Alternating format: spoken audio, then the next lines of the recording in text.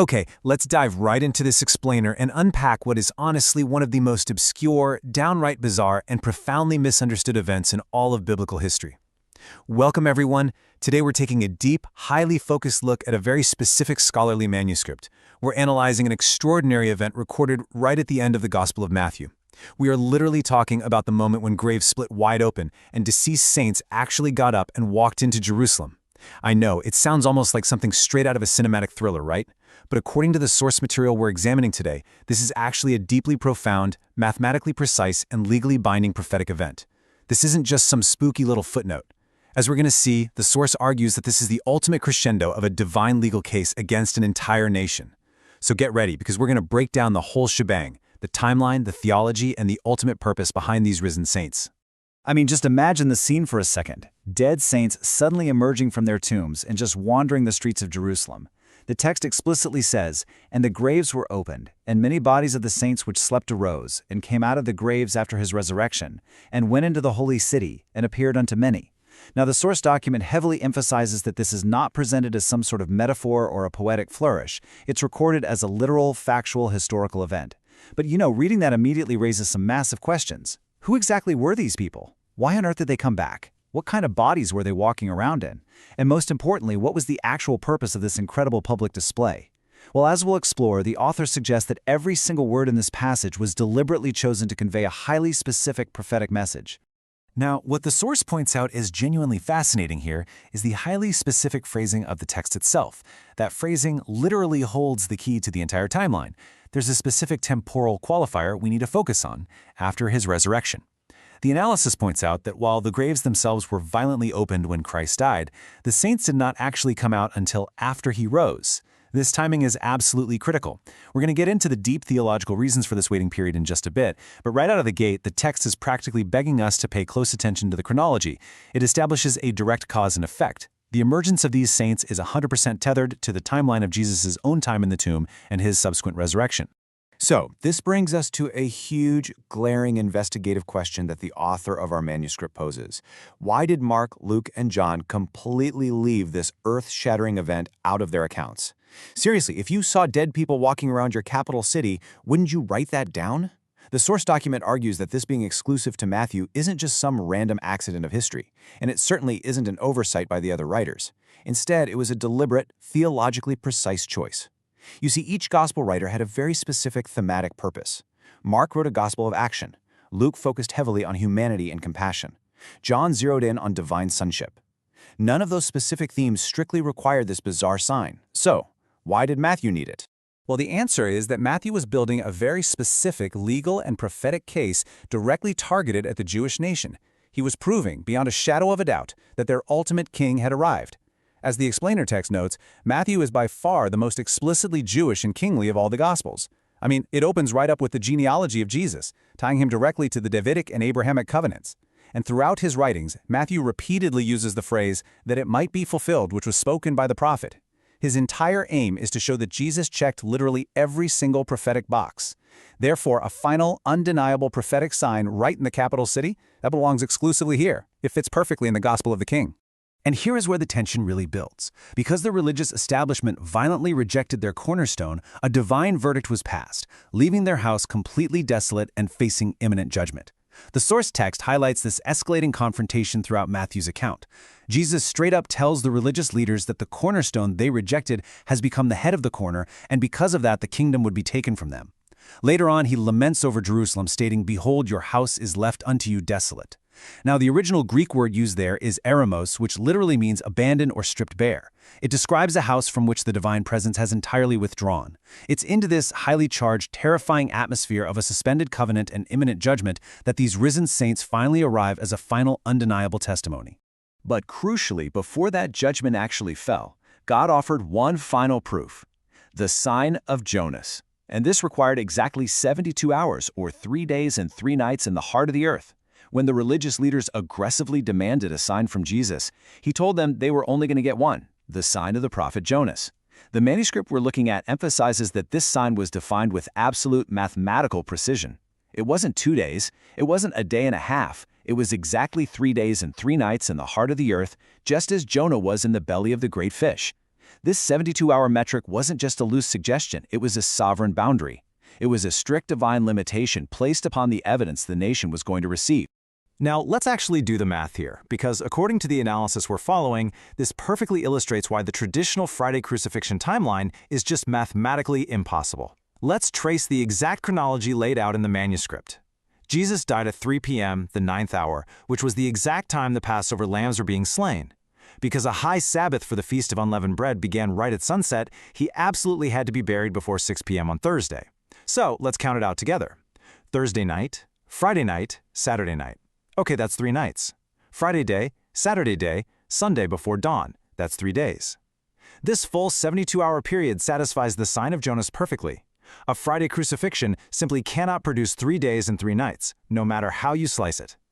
The source argues that failing to recognize this Thursday timeline means you're missing the prophecy's incredible precision entirely. So, why did the saints have to wait in their graves? Well, by the inviolable strict law of God's harvest, Christ absolutely had to be the first to rise. That meant the sleeping saints were legally bound to wait in their tombs. This introduces what's called the firstfruits principle. The source directs us back to Leviticus 23, where Israel was commanded to wave a sheaf of the firstfruits of the harvest before God before any of the rest of the harvest could be touched or gathered. Fast forward to the New Testament, and the Apostle Paul in 1 Corinthians explicitly calls Christ the firstfruits. Furthermore, Paul uses the Greek word tagma, which translates to a strict military rank or order. Think of it like a divine battle formation. The commander goes first, always. No one, not even the holiest Old Testament saint, could precede Christ in resurrection. This shows the absolute crucial difference between Thursday's prophetic sign of graves splitting open and Sunday's physical fulfillment of the saints actually walking out after Christ. According to the manuscript, when Christ died on Thursday afternoon, a massive earthquake rent the rocks and cracked the tombs wide open. That event was the sign, a huge, public declaration that death's authority had just been shattered. But remember that crucial qualifier we looked at earlier, after his resurrection? For 3 full days and nights, those tombs just sat there, wide open. Anyone walking by would literally see cracked open graves. Yet the bodies inside lay perfectly still, obediently waiting. They couldn't move until Sunday morning, when the firstfruits had officially risen and been accepted by the Father. Only then did the rest of the harvest actually begin. But wait, we have a massive divine problem here. Since Jesus only showed himself to his chosen believers after rising, how does the wicked generation actually get their undeniable proof? This is such a fascinating theological puzzle presented by the source. Earlier, Jesus had told the religious leaders, "Ye shall not see me henceforth." And you know what? He stuck to that judicial pronouncement. After he rose, he appeared to Mary Magdalene, the disciples in the upper room, the men on the road to Emmaus, and over 500 brethren. But he never showed himself to the Pharisees, the priests, or the Sanhedrin. He deliberately hid from the very people who had demanded the sign of Jonas in the first place. So, if he isn't going to show himself to them, how on earth are they held legally accountable for the sign coming to pass? To solve this mystery, we look at the two-witness principle. Under the ultimate biblical legal framework, the Mosaic Law, a single witness just doesn't cut it. You absolutely need 2 or 3 witnesses to establish a matter, especially when it's a matter of life, death, or massive judgment. The source outlines how God orchestrated this entire event to hold a nation legally accountable, adhering perfectly to his own strict standard. The divine architecture here is just flawless. Christ's resurrection served as the heavenly, private declaration, witness number 1. It happened unseen by the unbelieving world, confirmed only to a private group of chosen witnesses. But the second witness, that was the earthly confirmation. The saints rose visibly. They walked right out of their graves in broad daylight, strolled through the city gates, and interacted with people in totally normal, public circumstances. Heaven declared the reality privately. Earth confirmed it publicly. Together they form an ironclad, completely unassailable legal testimony. So, the crucial takeaway here is that these saints didn't just appear to a few random people in secret. They absolutely flooded the covenanted capital city to provide an overwhelming, legally binding testimony. The text specifies that they went into the holy city, Jerusalem. This wasn't just some random geographic choice. This was the covenanted city. This was the very seat of the Sanhedrin that had just condemned Christ to death. And it says they appeared unto many. We are talking about broad, distributed, multi-person appearances in the streets, in the marketplaces, in courtyards. I mean, imagine just walking to the market and running into a deceased prophet or a holy man you personally buried a few years ago, and now they're walking and talking to you. This satisfied and frankly exceeded every single legal standard of testimony required by the law of Moses. It left the citizens and leaders of Jerusalem absolutely without excuse. And really quick, just to clarify a pretty common misconception, these saints weren't immortal super beings. Just like Lazarus, they were temporarily brought back to mortal life purely to serve as living evidence. The source text makes a very, very precise theological distinction here. These saints were not receiving the glorified, permanent, immortal bodies described by the Apostle Paul for the future resurrection. If they had, they could literally never die again. Instead, their resurrection was exactly like the resurrection of Lazarus. It was a resuscitation of the mortal body. They were brought back specifically to be temporary prophetic witnesses. They weren't there to preach a bunch of new doctrines or kick off a new dispensation. They were literally living, breathing, walking exhibits in God's legal court case, confirming to the nation that the grave had finally been conquered. So how does the religious establishment react?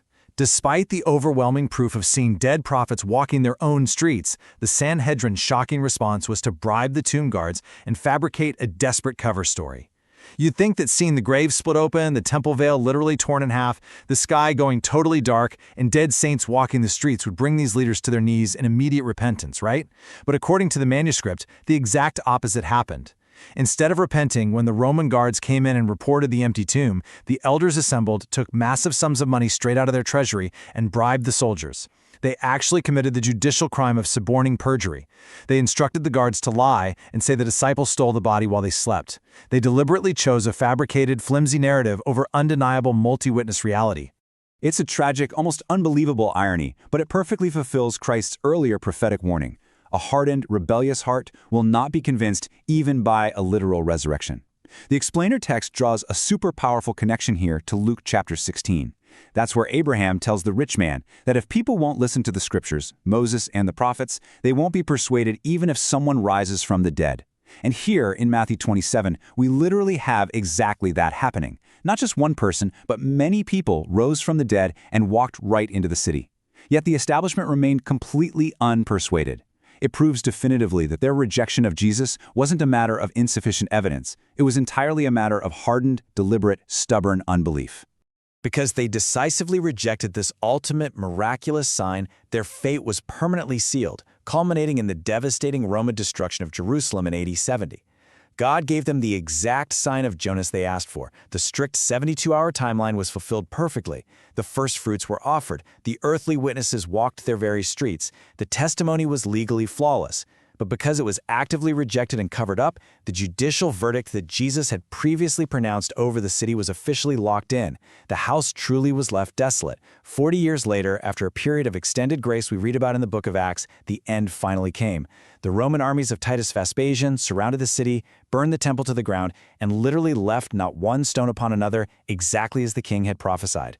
So we leave you with this final, truly provocative thought from the source document.